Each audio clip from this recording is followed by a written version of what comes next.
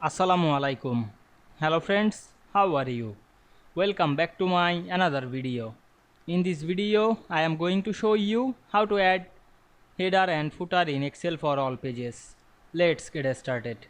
At first, you have to open your Excel workbook. Now you want to add header and footer. Go to the insert menu. Select the header and footer option. Now you can see here the interface of header and footer. Now I am click the add header option. Then write our header text. Then select the text, click and drag on our mouse and increase the size of the text. Now I am select the footer option. Then write footer.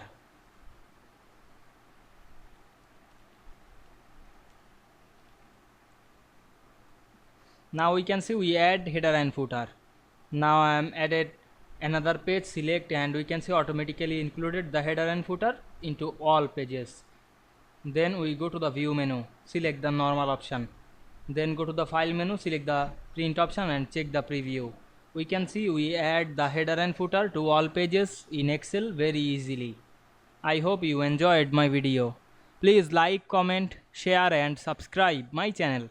Thanks for watching.